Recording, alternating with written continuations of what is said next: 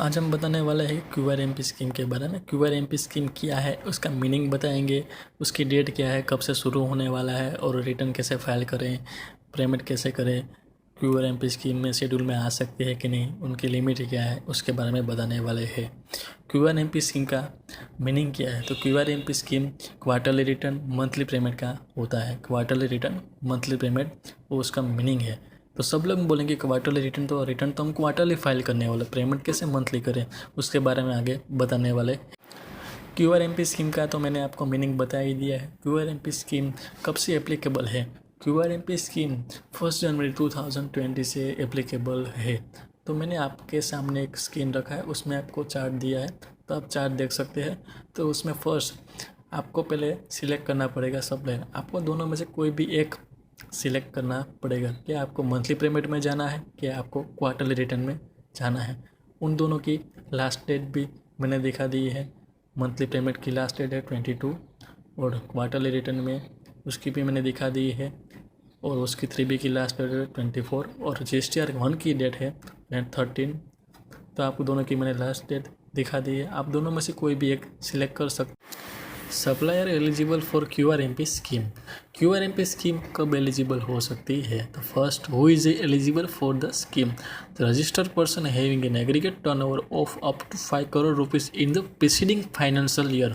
जब आपका preceding financial year में आपका टर्नओवर 5 करोड़ से कम है तब आप क्यूआरएमपी स्कीम सेलेक्ट कर सकते हो। जब आपका प्रीसीडिंग फाइनेंशियल ईयर में 5 करोड़ से आपका टर्नओवर ज़्यादा है तब आप क्यूआरएमपी स्कीम सिलेक्ट नहीं कर सकते, तो आपको मंथली रिटर्न में पेमेंट करना पड़ेगा। Second point, registered person is not eligible for QRMP scheme from the next quarter if turnover exceeding 5 crore during the financial year. जब आपका फाइनेंशियल ईयर में ही आपका टर्नओवर 5 करोड़ से ज़्यादा है तो आपको क्यूआरएमपी स्कीम में नहीं आ सकते, क्योंकि आपका टर्नओवर ज़्यादा है, इसलिए आपको मंथली पेमेंट में जा सकते हो। तो अब मैं उसका एग्जाम्पल थोड़ा रखा है। तो फर्स्ट एग्जांपल, फाइनेंशियल ईयर 2019-20 में आपका टर्नओवर है 4 करोड़ और अप्रैल टू 2020 दिसंबर 2020 में आपका टर्नओवर है 2 करोड़ रुपीज़। तो whether then supply eligible for QRMP scheme from January to March. क्या आप जनवरी और मार्च में क्यूआरएमपी स्कीम सिलेक्ट कर सकते हो कि नहीं? तो मैंने आगे ही बताया कि फाइनेंशियल ईयर में आपका टर्नओवर 5 करोड़ से कम है तो आप सिलेक्ट कर सकते हो। तो इसमें आपका टर्नओवर है 2019-20 में आपका टर्नओवर कितना है 4 करोड़ रुपीज़, तो आप सिलेक्ट कर सकते हो QRMP scheme from January to March. Second example, इसमें फाइनेंशियल ईयर 2019-20 में आपका टर्नओवर है 3 करोड़ रुपीज़ और अप्रैल 2020 टू दिसंबर 2020 में आपका टर्नओवर है 5.5 करोड़ रुपीज़। तो whether then supply eligible for QRMP scheme January to March. क्या आप जनवरी मार्च में क्यूआरएमपी स्कीम सिलेक्ट कर सकते हो कि नहीं? तो आप फाइनेंशियल 2020 में कितना करोड़ टर्नओवर है आपका 3 करोड़, लेकिन अप्रैल टू दिसंबर का आपका टर्नओवर कितना है 5.5 करोड़ रुपीज़, क्योंकि इसमें 5 करोड़ से ज़्यादा हो गया है तो इसमें एलिजिबल नहीं हो सकता जनवरी और टू मार्च, इसलिए आप क्यूआरएमपी स्कीम नहीं सिलेक्ट कर सकते।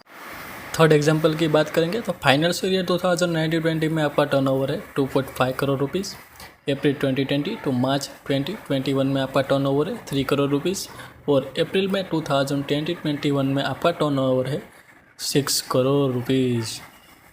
तो whether then supply is eligible for QRMP scheme. तो आप क्या क्यूआरएमपी स्कीम सिलेक्ट कर सकते हो कि नहीं फर्स्ट क्वार्टर में? तो मैंने आगे ही बताया था कि आपका प्रीसीडिंग फाइनेंशियल ईयर में आपका टर्नओवर 5 करोड़ से कम है तो आप सिलेक्ट कर सकते हो। तो आपका प्रीसीडिंग फाइनेंशियल ईयर में आपका टर्नओवर कितना है 3 करोड़ रुपीज़ है, तो आप फर्स्ट क्वार्टर में आप क्यूआरएमपी स्कीम सिलेक्ट कर सकते हो। लेकिन आप देख रहे हैं अप्रैल 2020 में 1 में आपका टर्नओवर कितना हो गया है 6 करोड़, तो इतना सारा टर्नओवर हो गया है, 5 करोड़ से ज़्यादा हो गया, तो आप क्या नेक्स्ट क्वार्टर में क्यूआरएमपी स्कीम सिलेक्ट कर सकते हो कि नहीं? नहीं कर सकते, क्योंकि आपका टर्नओवर 5 करोड़ से ज़्यादा हो गया, इसलिए आप सिलेक्ट नहीं कर सकते। आपको मंथली रिटर्न फाइल।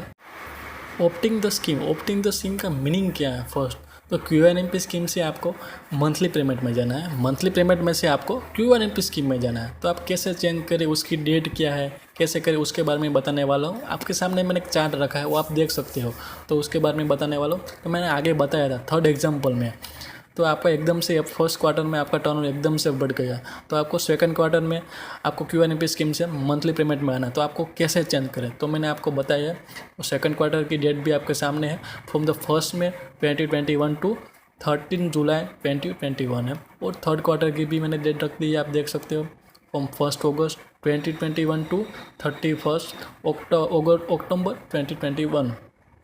तो आप उसमें चेंज कर सकते हो, QRMP स्कीम से मंथली पेमेंट में जा सकते हो, मंथली में से QRMP स्कीम में जा सकते हो। तो आप सेकंड क्वार्टर का आपको चेंज करना है, तो आप फर्स्ट क्वार्टर का लास्ट 2 मंथ और सेकंड क्वार्टर का फर्स्ट मंथ में आप चेंज कर सकते हो। और थर्ड क्वार्टर का आपको चेंज करना है, तो आप सेकंड क्वार्टर का लास्ट 2 मंथ और थर्ड क्वार्टर का फर्स्ट मंथ में आप चेंज कर सकते हो। QRMP स्कीम से मंथली पेमेंट में जा सकते हो, मंथली पेमेंट में से QRMP। Part 2 monthly payment.